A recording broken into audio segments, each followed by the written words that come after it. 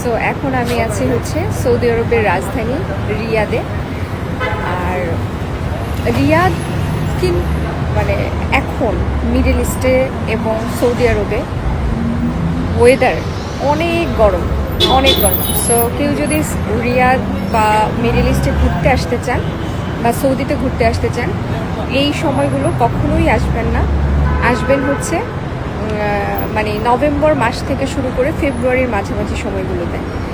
So Riyad শহরটা আমার কাছে বরাবর ভালোই লাগে।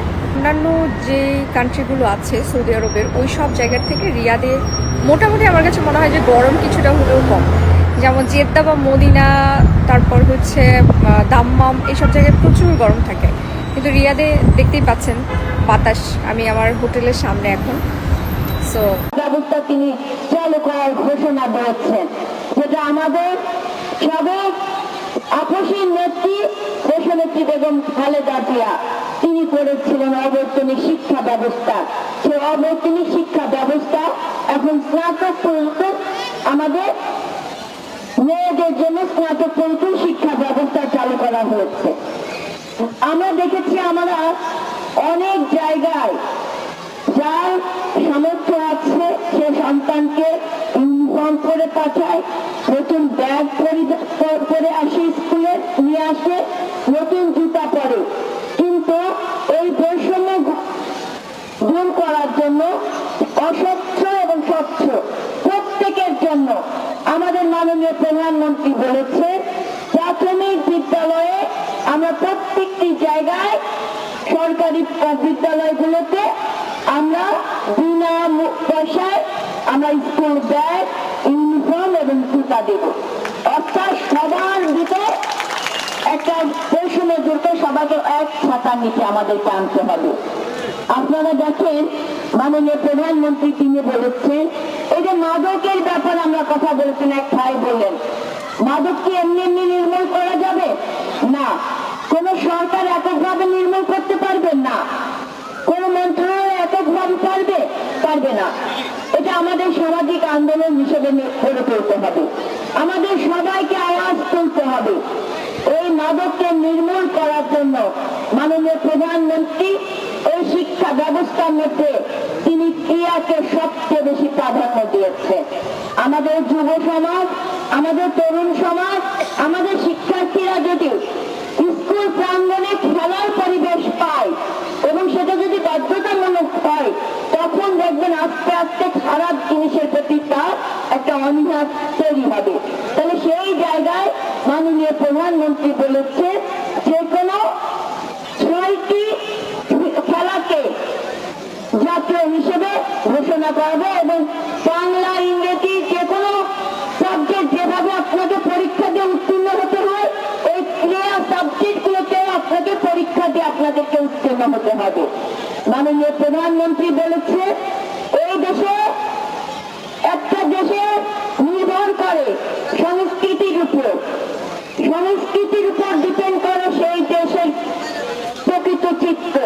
তাই শিক্ষা, ক্রিয়া এবং সংস্কৃতিকে একযোগে কাজ করার জন্য প্রত্যেকটি শিক্ষা প্রতিষ্ঠানে বাধ্যতামূলক আমরা সংস্কৃতি চর্চা আমরা করব।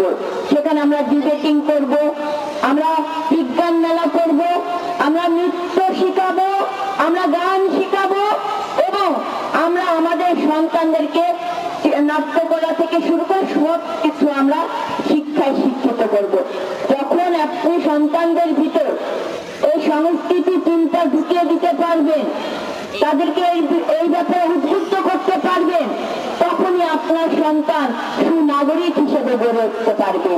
আমার মায়েরা, আমার সন্তান সমতুল্য আমার ছেলে মেয়েরা, আমি তোমাদের কাছে জানতে চাই, তোমরা কি শুধু ডাক্তার, ইঞ্জিনিয়ার, জজ, ব্যারিস্টার হতে চাও? তোমরা কি সুনাগরিক হতে চাও না? দেখি তো কে কে সুনাগরিক হতে চাও? হ্যাঁ, আমরা এই পরিবর্তিত বাংলাদেশের সাথে, বিশ্বের সাথে চ্যালেঞ্জ দিয়ে আমাদের সন্তানদেরকে আমরা এমন ভাবে তৈরি করব, তারা শুধু চাকরির পিছনে ঘুরবে গ্রহণ করবে। তারা কেউ জজ হবে, ব্যারিস্টার হবে, তাই না? কেউ আইনজীবী হবে, কেউ ডাক্তার হবে। তার পাশাপাশি নৈতিকতা তৈরি করতে হবে, একজন সুনাগরিক হিসেবে আমাদেরকে তৈরি হতে হবে। এখন বৃষ্টি হচ্ছে, আমরা বক্তব্য সংক্ষেপে করব। আমি বিশ্বাস করি প্রত্যেকটি স্টুডেন্ট তোমরা তোমার বাড়ির আঙিনায় একটা করে গাছ লাগাতে পারবে না? পারবো আমরা? বসে বসে বাড়ি গিয়ে গিয়ে হাত তুলতে তো গাছ লাগাবো। আমরা প্রত্যেকে একটা করে গাছ লাগাবো এবং সেই গাছকে আমরা নিজেরাই পরিচর্যা করব, কারণ আমরা আগামী বাংলাদেশকে নিরাপদ করব। সবুজ বনায়ন গাছ আমরা তৈরি করবো, দেশ আমরা তৈরি করবো, তাই না? তাহলে পারবো তো আমরা? আজকে আমরা উদ্বোধন করব। তারপরে তোমরা যারা যারা গাছ লাগাবা, আমাদের অধ্যক্ষ সাহেব আছেন, ওনার কাছে এসে বলবে, স্যার আমি গাছ লাগিয়েছি আমার বাড়ির আঙিনায়, আমার বাড়ির পাশে, আপনি আমার নামটা লিপিবদ্ধ করেন এবং এক সপ্তাহের মধ্যে কতজন স্টুডেন্ট গাছ লাগিয়েছে সেই তালিকা যদি প্রধান শিক্ষক আমাকে দেন, তাদের জন্য আমি বিশেষ পুরস্কার দেবো, ঘোষণা দিয়ে দিলাম। তাদের জন্য আমি বিশেষ পুরস্কার দেব এবং এই স্কুলে এসে সরজমিনে দেবো। তাহলে কালকে থেকে আমরা গাছ লাগাবো। একটা গাছ লাগাতে পারবো না? ঔষধি গাছ, ফলজ বৃক্ষ আমরা লাগাবো, তার পাশে আমরা বেড়া দিয়ে ওই গাছটাকে সুন্দর করে থেকে প্রতিদিন আমরা ওই গাছে পানি দেবো, তাই তো মা? এবং গাছ লাগানোর সাথে সাথে অধ্যক্ষ স্যারকে এসে জানাবে এবং আমি ওনার কাছ থেকে আজকে কি বার? আজকে বুধবার, আগামী বুধবার আমি তালিকা নেব, আগামী রবিবারে এসে আমি তোমাদের পুরস্কার দিয়ে দেবো। সবাইকে ধন্যবাদ। বাংলাদেশ জিন্দাবাদ। সবাই ক্লাসরুমে তাড়াতাড়ি ক্লাসরুমে চলে যাও, ক্লাসরুমে তাড়াতাড়ি দৌড়তে চলে যাও।